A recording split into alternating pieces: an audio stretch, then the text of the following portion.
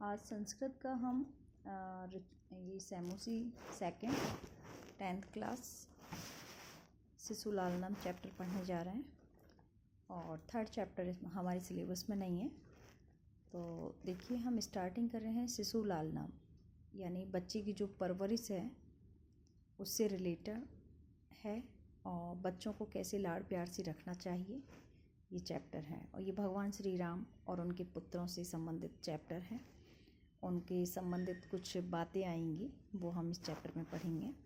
प्रस्तुत पाठः कुन्दमाला इति नाम्नो दिङ्नां विरचितस्य संस्कृतस्य प्रसिद्धनाट्यग्रन्थस्य पञ्चम अंकात् संपादनं कृत्वा संकलितो अस्ति। प्रस्तुत पाठ कुन्दमाला दिङ्नां के द्वारा रचित ग्रंथ है जो संस्कृत का प्रसिद्ध नाट्य ग्रंथ है। इसके 5म अंक से ये संकलित है। ये जो चैप्टर है जो अत्र नाटक अंशे रामः, इस नाटक अंश में राम अपने पुत्र लव कुश को सिंहासन पर बैठाते हैं। उस पर सिंहासन पर बैठने की जो इच्छा होती है किंतु उभावपि सविनयम तम निवारयति, और वो दोनों विनयपूर्वक इस चीज़ का निवारण करते हैं कि हम मना करते हैं कि हमें आपके सिंहासन पर नहीं बैठना है।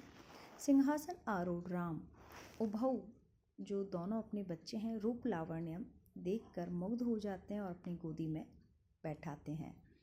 पाठे अस्मिन् शिशु वात्सल्यम मनोहारी वर्णन विदति, इस चैप्टर में आपके लिए बच्चों के प्रति जो मनोहारी दृश्य है राम भगवान का या मनोहारी वर्णन है वात्सल्य भाव का, उसका वर्णन किया है। अब हमारा चैप्टर स्टार्ट हो रहा है। सिंहानस्त रामः, सिंहासन पर बैठे हुए हैं राम भगवान। तत्प्रविशत विदूषको इतो उपदिश्यमान मार्गौ तापसौ कुशलवो, तापसी कुशलव को मार्ग दिखाते हुए प्रवेश करता है विदूषक, और सिंहासन पर राम भगवान बैठे हुए हैं। विदूषको इतः इतः आर्य, आर्य इधर आइए इधर आइए। कुशलव रामम उपसृत्य प्रणम्य च, राम के समीप जाकर प्रणाम करते हैं। अपि कुशलम महाराज, आप कुशल हो महाराज? तो राम भगवान कहते हैं युष्मात् दर्शनात् कुशलमेव, तुम्हारे दर्शन से मैं कुशल हो चुका हूँ, कुशल हूँ। भवतो किं वयम अत्र कुशल प्रश्नस्य भाजनम एवं, क्या आप अपनी कुशलता ही पूछते रहोगे? पुनरअतिथि जन समूह उचितस्य कंठाश्लेषे, क्या अतिथि की तरह आप मेरे गले से न लगोगे? गले लगो। तो हृदय ग्राह्य स्पर्श, और गले लगाते हुए उन्होंने कहा कि तुम्हारा स्पर्श हृदय ग्राह्य, हृदय को छू लेने वाला है। उभौ राज आसनम खलु एतत् न युक्तम अध्यासितम, और फिर वो बैठने के लिए बोलते हैं तो राज आसन पर हमारा बैठना उचित नहीं है, उन दोनों बालकों ने कहा। राम स व्यवधानम चारित्य लोपाप, नहीं, जब यदि व्यवधान हो तो कोई भी मतलब किसी के मान का हनन नहीं हो रहा है, सिंहासन की मान का हनन नहीं हो रहा है यदि व्यवधान के रूप में मैं बैठा हुआ।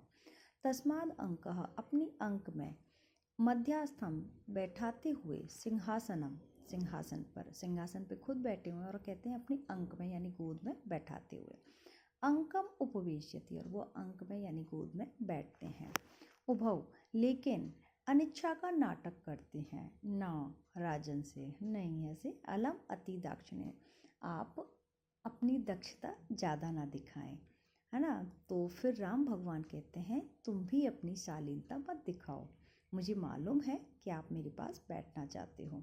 भवती शिशु जनो वयो अनुरोधात् गुण महताम अपि लालनीयम एवं व्रजते हिम करो अपि बाल भावात् पशुपति मस्तक के तक छदत्वकत्वम। तो इसमें बोला है कि जो शिशु जन हैं, छोटे बच्चे हैं, वो कैसे हैं? प्रेम के लिए होते हैं, लालनीय होते हैं, लाड़ के लिए होते हैं, और उनका हम बड़ों को अनुरोध सुनना चाहिए, उनकी बात सुननी चाहिए।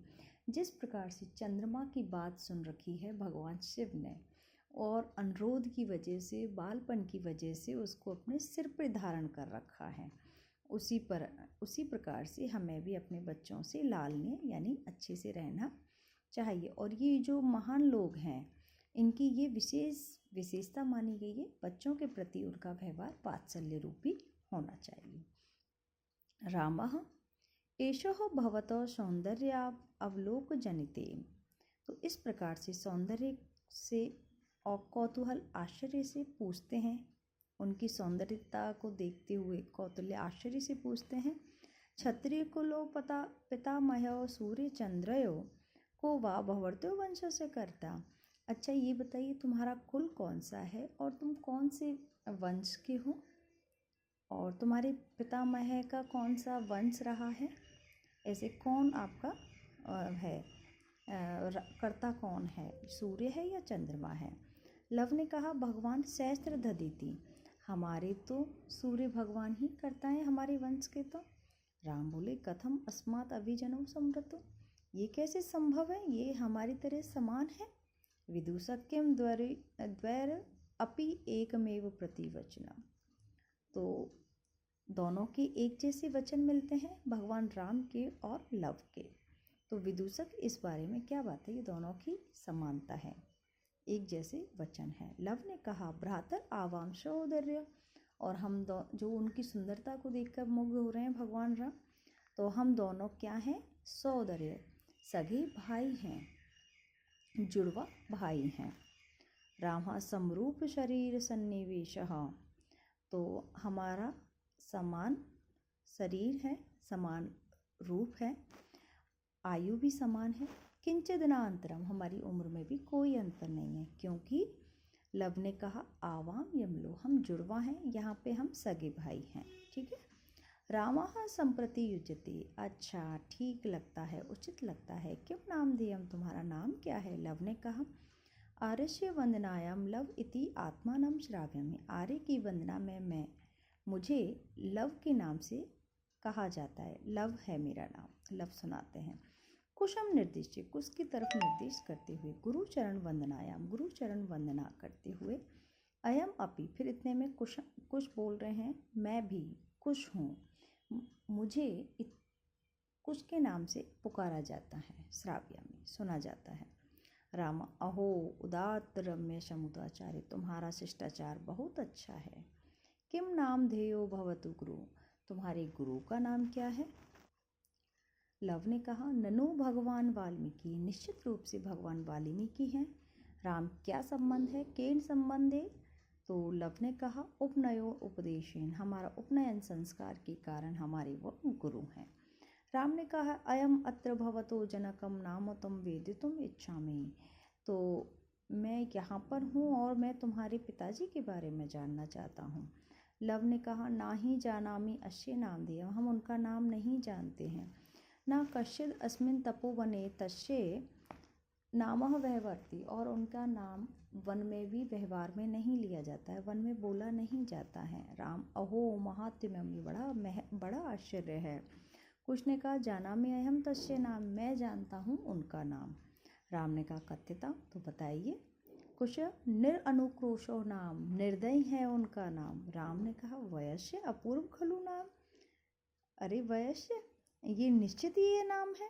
विदूषक ने विचिंत यानी विचार करते हुए एव तावत पृच्छामि, और कहा निरुअनुक्रोश इति क्या एव भणति, निरुअनुक्रोश कौन कहता है। अम्बा, कुश ने कहा मेरी माँ कहती हैं। विदूषक किम कुपिता एवं भणति, क्या वो गुस्से में बोलती हैं या उत्प्रकृतिस्था, क्या स्वाभाविक रूप से बोलती हैं। कुश ने कहा यद्यावयो बाल भाव जनितम किंचित अविनयम पश्यति, वो जब हम बाल भाव की वजह से कुछ चंचलता करते हैं, शैतानी करते हैं, अभिनय कार्य करते हैं, तब हमारी ऐसी हरकतों को देखकर आक्षेप करते हुए, डांटते हुए हमें कहती हैं निरअनुक्रोशस्य पुत्र, तुम निर्दयी के पुत्रो, माँ चपलम, चंचलता मत दिखाओ। विदूषक ने कहा एतर्यो यदि पितुर निअनुक्रोश इति नाम ध्येय, ये पिताजी का नाम निर्दयी कैसे है। एतर्यो जन्य तेन अवमानिता, क्या तुम्हारी जननी का अपमान किया गया है, निर्वासिता निकाला गया है। एतेन वचनेन दारको निर्भक्षति, हो सकता है ऐसे वचनों के कारण वो डांटती है, निर्भक्षति। विदूषक ऐसे विचार करते हैं।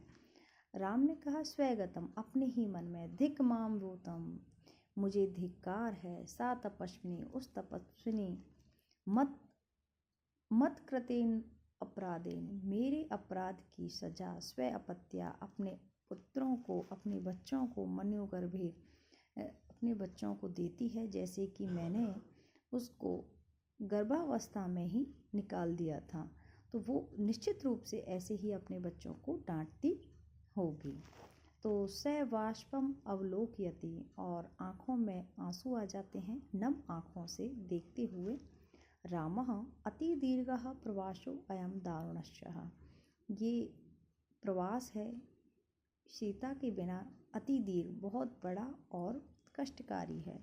विदूषकम अवलोक्य जनान्तिकः, और विदूषक की तरफ देखते हुए कहा, कुतूहलेन आविष्टो मात्रम अन्यरो न मतौ वेदितुम इच्छामि, आश्चर्य से माता के बारे में जानने की इच्छा की, ना ही युक्तम, लेकिन अच्छा नहीं लगता है स्त्री के बारे में पूछना, विशेष तपोवन में, तत्र को अत्र अभ्युपाय, तो इसका क्या उपाय है।